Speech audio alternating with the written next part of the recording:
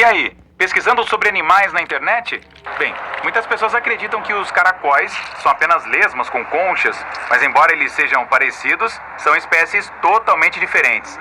As lesmas não precisam de nenhuma concha protetora, já que todos os seus órgãos internos são bem internos. Ficam dentro de seus corpos gosmentos. Elas conseguem impulsionar seus próprios corpos para entrar em locais de difícil acesso, como debaixo de um tronco de árvore, dentro de frestas muito pequenas ou até na biblioteca, fingindo estarem estudando para uma prova. Os caracóis, por sua vez, são firmemente conectados às suas conchas e não conseguem sobreviver sem elas. Ao contrário dos caranguejos eremitas, que trocam de concha à medida que crescem, os caracóis já nascem com uma concha presa às costas. Os filhotes deles são lindinhos, com aquelas bolhas frágeis e translúcidas que vão se calcificando e se tornando mais duras com o tempo. Fofo.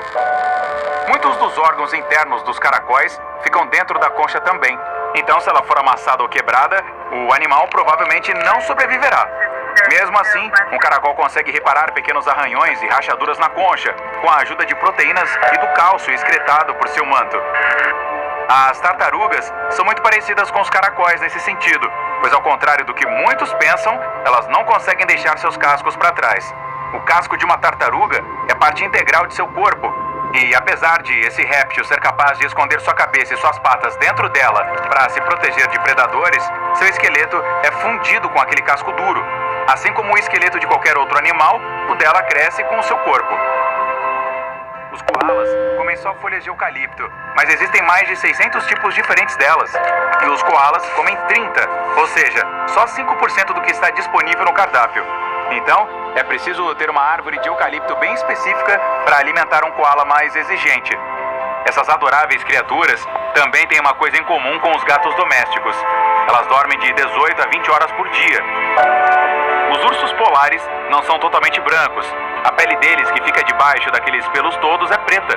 Eles precisam da cor branca para se camuflar durante suas caçadas. A cor preta absorve o sol melhor do que qualquer outra, enquanto a pelagem branca não bloqueia a luz solar. Os raios passam diretamente por ela.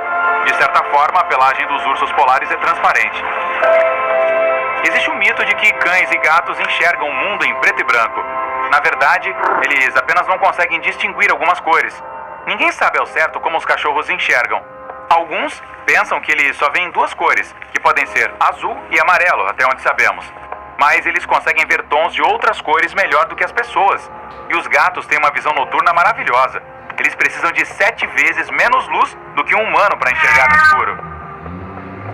Antes, acreditava-se que as girafas fossem mudas. Mais recentemente descobriu-se que elas emitem sons de baixa frequência à noite, para se comunicar entre si.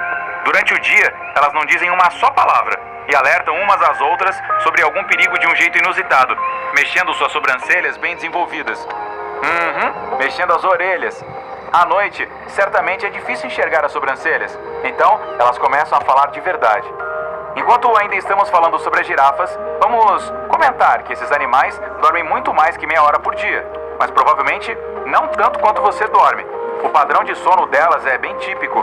Após monitorar uma manada de girafas, pesquisadores descobriram que elas dormiam à noite e tiravam pequenas sonecas à tarde.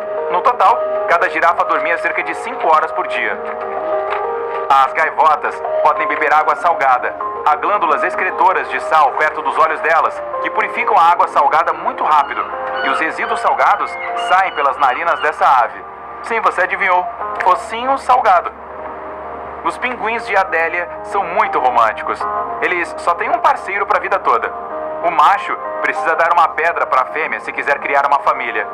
Podemos dizer que a tal pedra é como uma aliança de casamento. Assim como os humanos, porém a fêmea pode recusar o presente. E por falar em amor, as raposas também são românticas. Os machos são bons pais e maridos. Eles dedicam suas vidas a seus entes queridos, cuidam das fêmeas e até catam pulgas de suas pelagens. As raposas macho melhoram suas tocas e participam ativamente da criação de seus filhotes.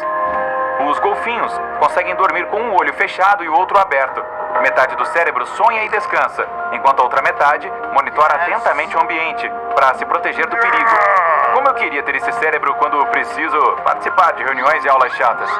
Ei, eu não disse nada, hein?